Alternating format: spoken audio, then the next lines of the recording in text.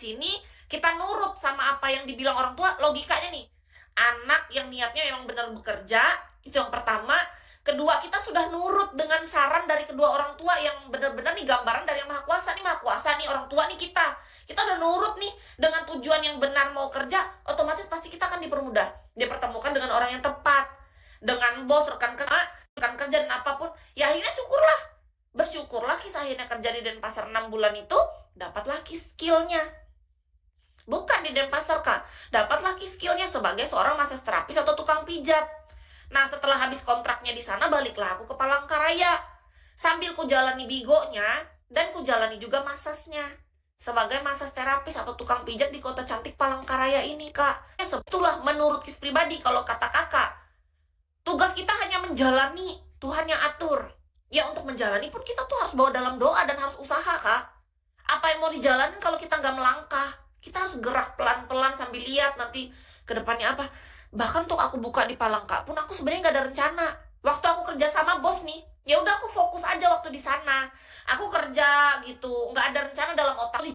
Nanti aku balik ke Palangka, nanti aku buka masih nggak ada gitu otakku, nggak sejalan, nggak terbuka. Mana ada otakku kayak pinter banget aku punya otak kayak gitu kalau dipikir-pikir ya, nggak ada.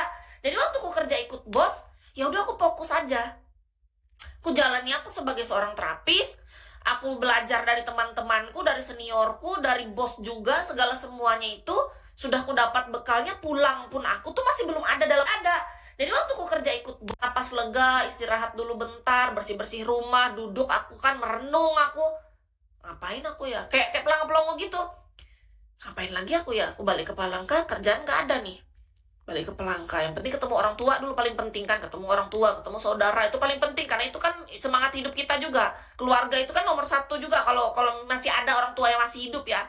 Habis itu pulang lagi ke rumah sini sendiri aku. Merenung, aku diam, aku ngapain ya? Live Bigo lah aku ya kan aku punya apa? Bigo. Ketemu saudara. Iya dong, live Bigo aku. Ngobrol, aku santai-santai sama orang-orang viewers, entah orang baru, orang lama, terserah lah. Aku jalan-jalanin di Bigo ini, ada rezekinya yang di ID Kisbay. Senang hatiku kan? Bagus juga rezeki Kisbay nih, ku bilang kan. Kalian tahu, cuma bertahan 2 atau 3 bulan ya ID Kisbay kena ban. Bayangkanlah itu. Di ban 1 tahun. Di ID Kisbay. Siapa yang gak sedih, Kak? Awal-awal kemarin tuh di ban-nya sebulan dulu. Habis itu balik lagi, kita live lagi, kita kejar target lagi. Di ban lagi 1 bulan.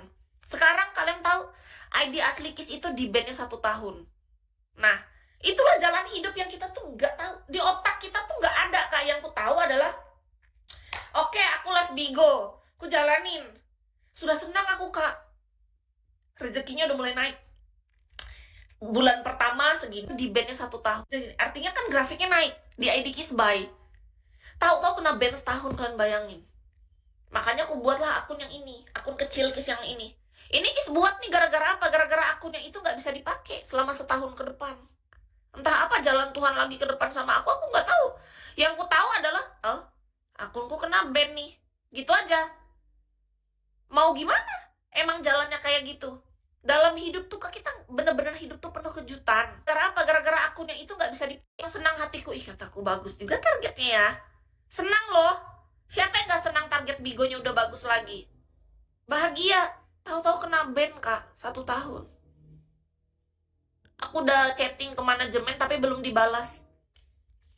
Kira-kira apa itu? Kesalahan apa yang membuat kita sampai di ban kok setahun? Dalam hidupku sebagai seorang host sudah 10 tahun aku di Bigo ya, Kak. Nggak pernah aku di ban selama itu. Dulu-dulunya aku di ban paling lama, aku udah chatting di ban 1 tahun. Seolah-olah kayak kita akun apa gitu, akun bodong atau apa. Itu akun asli loh, akun host loh. Akun ID asli, bukan akun bodong, bukan akun selundupan. Tapi kita di ban-nya 1 tahun. Astaga. Makanya aku buatlah akun kecil ini. Siapa tahu ada rezekinya di akun kecil ini, kan kita nggak tahu. Namanya juga usaha. Bagiku ya yang penting, niatku aku kerja kan. Bukan akun selundupan, terserah. Kalau memang akun yang itu di ban, ya artinya rezekinya udah nggak ada di situ kan selama setahun ke depan. Berarti mungkin bisa jadi akun yang ini yang rezeki. Siapa tahu kan, nggak tahu. Namanya juga usaha, Kak. Iya toh, tugas apa? Kalau kata kakak, tugas manusia hanya menjalani. Itu biar Tuhan atur. Apa yang mau aku jalani, Kak? Aku jalani kisbahnya di BEM. Nggak ada yang mengarahkan, kan? Kenapa ya? Justru aku tanya sama manajemen belum dijawab, Kak. Belum ada ini lagi. Sudah aku follow up gitu, belum ada balasan dari manajemen. Nggak tahu aku. Kan kita harus ada bukti di sana. Apa kesalahan kita yang sampai mengakibatkan sampai seorang host bisa di-ban 1 tahun. Nggak pernah aku dengar kayak gitu kasusnya, Kak. Orang kalau sampai di-ban 1 tahun, dulu aku pernah dengar ada kasus satu orang itu gara-gara misalnya dia tuh ini merugikan Bigo. Masalah misalnya berhubungan dengan kesalahan kita yang sampai mengakibatkan sampai seorang host bisa di-ban 1 tahun. Nggak pernah aku dengar kayak gitu kasus. Kita ngapain kita di-ban sampai setahun? Agak-agak kan, nggak masuk akal. Tapi nggak apa-apa, kita pakai akun ini. Siapa tahu memang rezekinya memang di sini, bukan di akun sana, ya kita nggak tahu. Yang pasti sudah aku tanya sama manajemen, belum dibalas. Kamu kerjanya saat ini sebagai apa sih? Ya serabutan, Kak. Apa aja aku jalanin. Sebagai host Bigo, ya aku jalanin. Sebagai tukang pijat, massage terapis di kota cantik Palangkaraya ini, ya aku jalanin.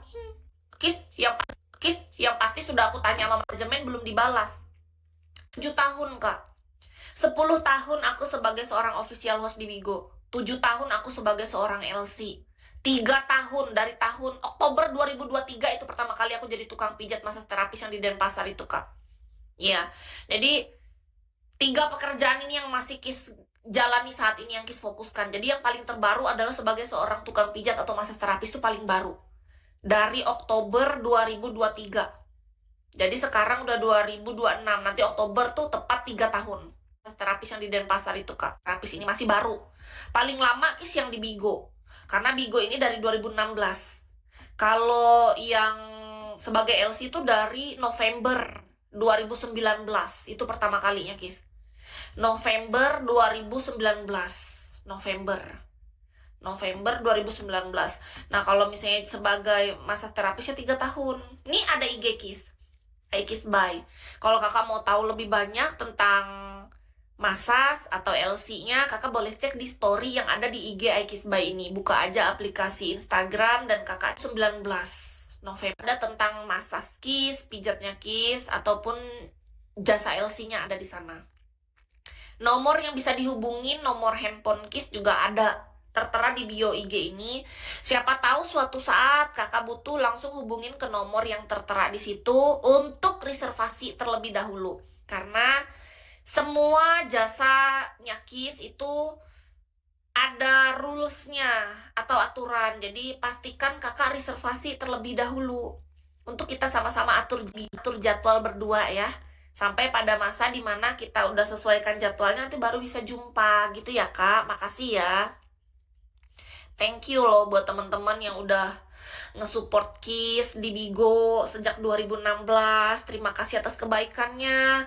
Terima kasih juga buat klien-klien terbaik yang sudah mau pakai jasa Kis sebagai LC dari 2019. Thank you. Makasih juga buat yang selalu berlangganan massage sama Kis, menggunakan yang udah nge-support iMassage ini sebagai terapisnya kakak. Kis sangat bersyukur sudah selama 3 tahun ini berjalan. Sebagai tukang pijat juga Kis bersyukur ada rezekinya dari sana. Jadi menurut Kis Tuhan itu baik, mengirimkan rezeki melalui orang-orang baik di sekitar Kis, dari entah dari aplikasi live streaming ini, virtual gitu kan. Dan ada juga yang melalui dunia nyata. Orang-orang yang di Denpasar, orang-orang di Palangkaraya yang sangat baik, teman-teman rezekinya dari sana. Jadi baru-baru kenal juga. Dan dari berbagai kota yang kita nggak bisa sebutin satu-satu, kayaknya semua kota udah Kis handle deh. Iya betul, Kis udah handle orang Medan, orang Solo, orang Semarang, orang Lombok, Medan, Jambi, Makassar. Kayaknya semua udah deh, apalagi Jakarta sama Surabaya. Paling banyak itu. Kayaknya menurut Kis semua udah. Nah, Kis bersyukur. Dari pekerjaan Kis bisa bertemu dengan banyak orang dari berbagai kota. Thank you loh. Dulunya kan nggak pernah terpikir orang bahwa aku akan